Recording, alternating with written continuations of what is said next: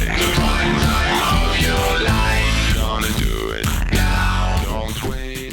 Hello everyone, it's the Archfiend back with another rant video for you guys here today.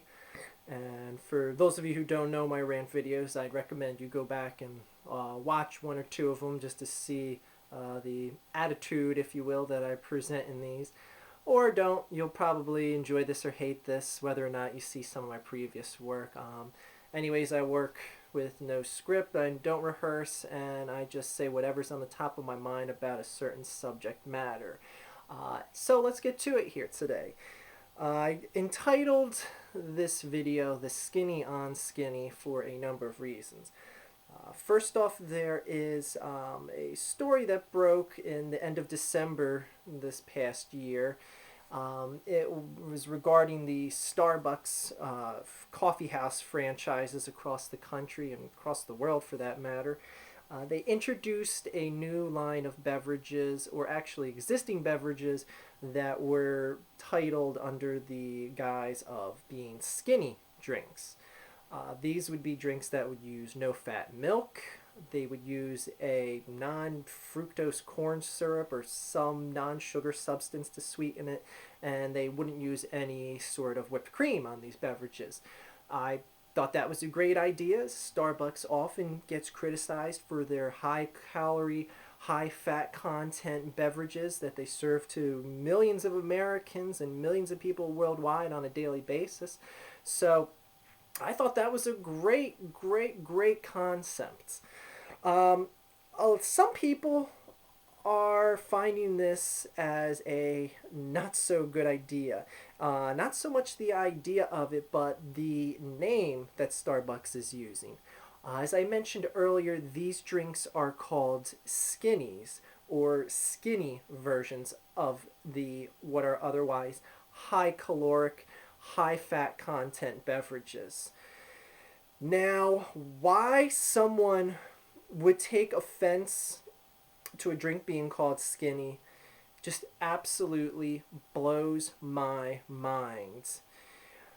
It seems that even some employees are even upset with this. And I actually have a transcript here of what one of the Starbucks employees actually sent to their higher-ups and to the highest executives in the company in hopes that they would rethink this current strategy of selling skinny drinks and call them something else.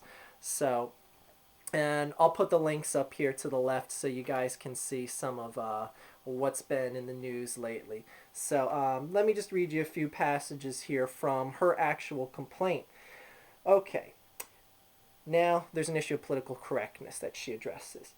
She, quote, "Should we start calling drinks with 2% or whole milk and regular syrups fat or obese? Consider what customers online waiting for their turn to order their drink will think if they hear that drink before them being called out as skinny. It leaves the door open for the next person online to be offended." Now, okay, why would a fat person or obese person, to be politically correct, be offended by something being called a skinny? Skinny is desirable. And not only that, who gives a shit what the drink is called? It could be called an ultra fat. Do you think skinny people are going to be offended at that? No. Give me a break. Anyways, let me read some more of her complaint here. Calling a drink skinny could easily be considered a form of size discrimination. This is not exclusive to people who are overweight as a result of their lifestyle or eating habits. There are a number of medical maladies that result in people becoming overweight regardless of eating habits or how they live their lives, and end quote. So yeah, there's medical abnormalities. Yeah, sure, they cause people to get fat. Fine. That's in limited, minute circumstances. And of course, these abnormalities don't exist in countries where their low-calorie, low-fat content diets rule the land. But let's not stay on that one too much, because that just totally kills their argument. Okay, let me just end with a third quote here from her argument. There are partners that are employed by Starbucks who are overweight, and it is ridiculous to think otherwise. Imagine going to work for several hours at a time and hearing the term skinny being called out countless times. It would undoubtedly have a negative effect on the person's self esteem that may already be low from living in a society that is generally not accepting of people who do not fit the mold of a beautiful person. Okay, so going by her argument, she doesn't want to hear the term skinny being used at work because that's offensive to someone whose poor feelings are so sensitive from the cruel society around her. So, okay, tell me this, honey. Let's say you're an overweight person and you're making strides to lose weight. Should I come up to you and say, boy, you look more and more skinny every day? No, I guess I shouldn't say that because that person might stab me in the neck with a screwdriver because I'm being totally insensitive. So I guess we in society, if we see someone who's losing weight, we should say, boy, you are looking more and more less fat every day. Yeah, because that makes much more sense. According to her argument, that does. People, what is this world coming to? I have to say to the Starbucks organization that if they truly change their ways and just totally disband this line of drinks being called skinny, then Starbucks is the biggest pussy organization out there.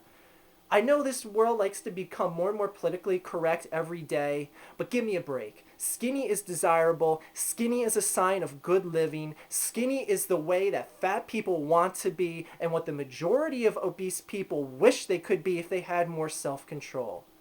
And I'm not going to give you the argument because it shouldn't have to qualify me, but yeah, I was fat, and I mentioned that in my previous videos. But you know what? That's a moot point. You don't have to be fat to understand what it's like to be fat. You have to be skinny to understand how much life is better to be skinny. And you know what? More products out there should be named skinny, and I hope they do. Anyways, that's just my 2 cents on the situation here, so take it or leave it. This is the Archfiend signing out. I'll be back with another rant for you as soon as possible. Later, people. The prime time of your life.